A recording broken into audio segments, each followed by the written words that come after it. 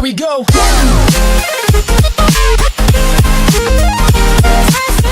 What's going on, IBL fans? And there you see here, your coach of your Rhode Island Regis, and today we're here with our week number 3 match. Unfortunately, our live commentary got completely desynced, and I was not able to kind of like resurrect that at all.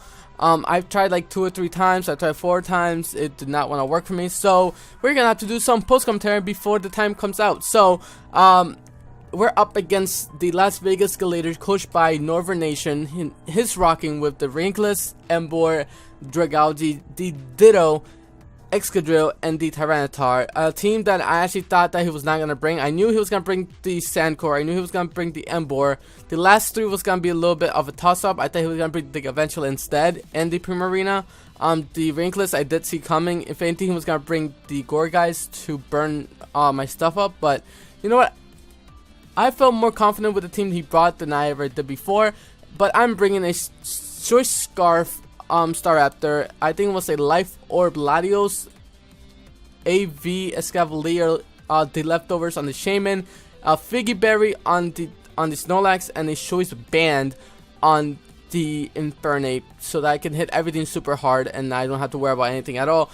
Any Z moves I didn't really care about. The Z moves I get completely outsped by the drill under the sand, so I did not even want to bother doing that. I don't have anything to get rid of the sand at all, so that was gonna be kind of an iffy thing. But if you guys are excited, make sure to explode the like button down below. I'm sorry that this had to be a post commentary, but if you guys enjoyed the like the post commentary more than the live commentary, please let me know. I will do this more often if you guys enjoy this overall. But my reactions in the live commentary was actually a lot better. But let's just hop into it. My lead is always going to be Staraptor. Choice Scarf, I know that because if he doesn't have the sun, I outspeed everything in his team, even a Choice Scarf, except for a Choice Scarf Galvantula, but he didn't bring it, so I'm okay with that. So we bring out this Staraptor. Thank God he brings in the Rinkless. A U-turn is gonna hit this thing really hard. The Intimidate didn't really matter, but if we brought the Reckless, I think that would have been better. But Intimidate does help out a lot in this matchup. A U-turn pressure. I want the momentum to go on my side, and I want to see what he goes into. And he decides to stay in, so I know that Slimfast is going to take this Psychic like delicious. So he does take a little more than I thought it was gonna be, because this is my my physically defensive Snorlax, and I decided to go for the Power Punch because I knew that the Tyranitar was gonna come into this matchup super quick to set up the sand. So I decided to go for the Power Punch. It's 4 times weak to it. He shows no berry. He shows absolutely nothing. So it makes me think that he's a defensive set, or I think it's like the smooth sand or whatever it is, the smooth rock to to make the sand last 8 turns. But he decides to stay in. I thought he was gonna go for the superpower. Did not know he was that defensive, so he decides to go for a Roar. Very fortunate for me that I get sent into my Infernape, and the Infernape does kind of threaten this thing a lot. And if I went for the close combat, which I do not have,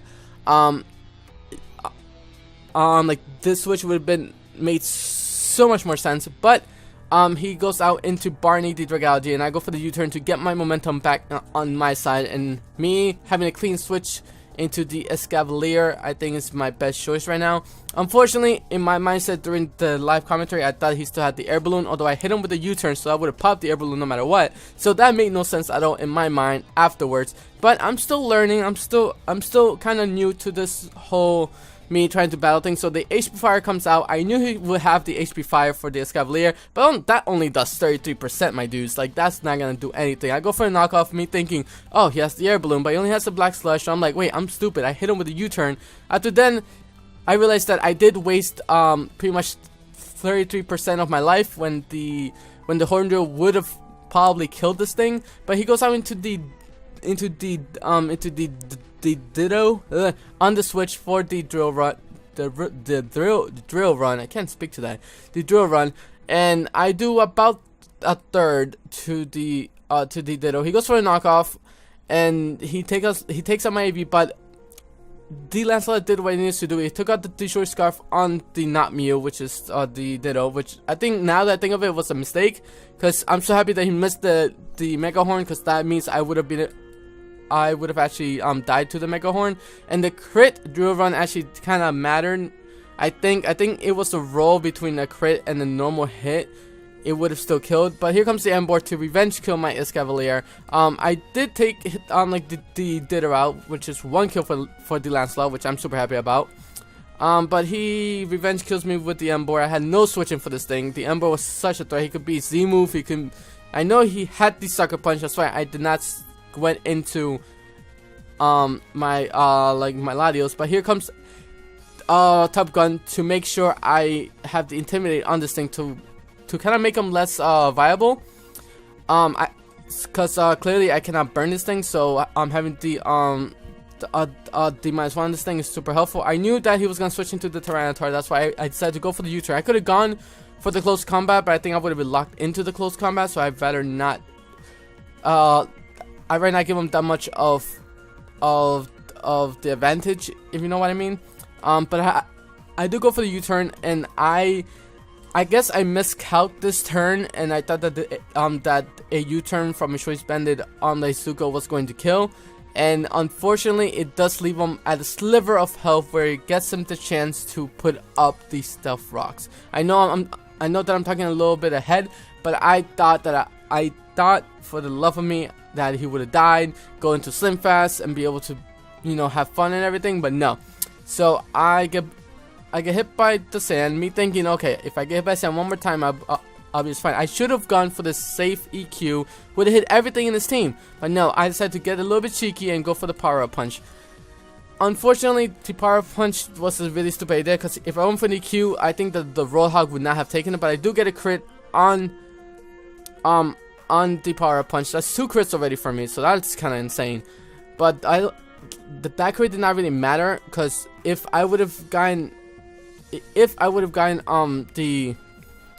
EQ off, I would actually been able to kill this thing easily, but that was my own fault overall. So I have to learn more of what I can actually go for. I think that I was thinking that that the drill would have the air balloon. Trust me, I have such a bad history with the air balloon, but he kills me with a superpower. He does not want to stay in here because he's right now at -1, and I know he doesn't want to stay in here, so I'm gonna go out right into the Latios to go for the defog, because I know he's gonna switch out.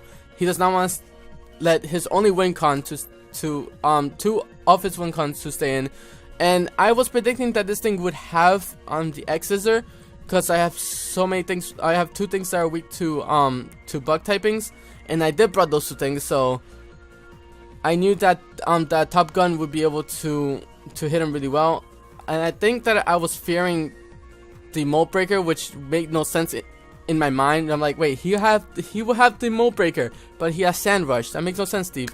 But I eat up the like the excess. So he goes for the Iron Hand to try to get the flinches, and that's the only thing that really scared me was him having that, because I know that that the flinches will always go up against me. So I go for a U-turn to go out into the Leaf Bubbles, and Leaf Bubbles is here to check this thing, even though it does have the X Scissor. It is at -1, so I'm thinking, okay, I can beat this thing overall if I put up a Leaf Seed and start to kind of wither it down a bit. But he gets the flinch on the first Iron Head. Unfortunately, he knows now that I'm a bit defensive, plus he's at -1, so being at -1 really does help me out a lot. But I do go for the Leaf Seed again, but he decides to switch out, and I'm like, why? You could have tried to flinch me to death, but no, he goes for the Dragalge. I do put up the Leaf Seed. The Leaf Seed is going to help out overall, because it does get me to near full, where I can take the next hit from the Dragalge, and I realize how much of a defensive monster this thing is. And if I would have brought the Earth Power, which, you know, somebody told me not to bring the like too much of the ground like coverage, which was smart. But we did get a 3rd crit on the air slash, but no flinch. A crit flinch would have been amazing. But he goes for the Slush Wave and brings me down to 34 HP. I knew I knew that we could have lived at least one, but the lethal was going to take his life with the Lee Seed. So happy this thing doesn't have, I think it's the liquid ooze, but no one ever runs that, so that's fine. But the Dragaji is dead, and we're up to 58 health. For some reason, I thought I can outspeed and max speed Drill, but I forgot that the lethal was outspeed and max speed T-Tar, not Drill. That was my own fault in the team prep. I could have gone for the Staraptor to save my my Shaman for the Tyranitar later on, but I decided to just go into the Staraptor to make him at -1. I know that he's gonna bring out the Godzilla, so I'm just gonna go for the U-turn to get a free switch into whatever I need to go to, and he's gonna let this thing go down, so it's fine. I go for the U-turn, and the Tyranitar is gonna go down. He set up the sand for the last time, and I knew he was gonna set up the sand for the last time, but I did not expect it to be this rough on me. Like, I knew that the sand was gonna be a problem, but yeah, I didn't expect it that it was gonna be this bad of a problem. And here's where I think I made the biggest mistake of my life.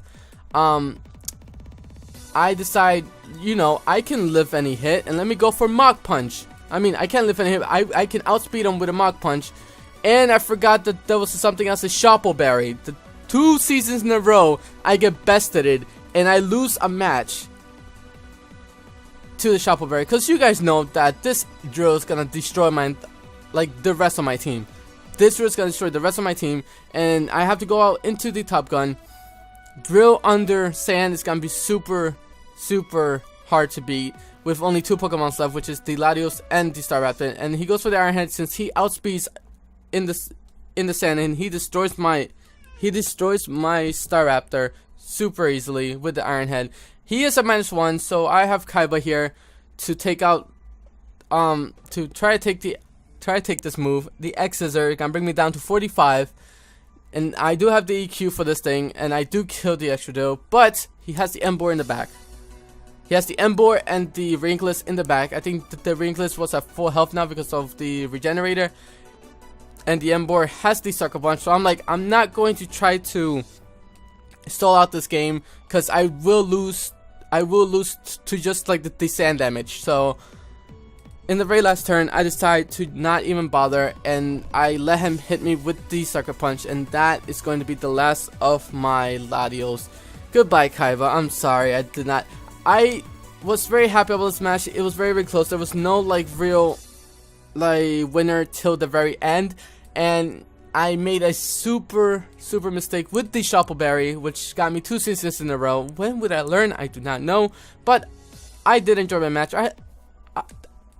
I hope that you guys enjoyed the match as well. If you guys enjoyed, please make sure to explode the like button down below. We're gonna get the heckles out of here. Our next week's match is up against the Sogalios, coached by, I think, Token Gaming. I believe, no, it is coached by Sir Hawker. Sorry, he is coached by Sir Hawker, coach of the Shelcelio. I don't know how to say this correctly, but he is also in our division, so we have a chance to fight him again along with the Noivern Nation. So hopefully we have some more fun. Have yourself a great day, guys. Stay nerdy, stay awesome, and we'll catch you guys next week with a real team builder. All right, guys, peace.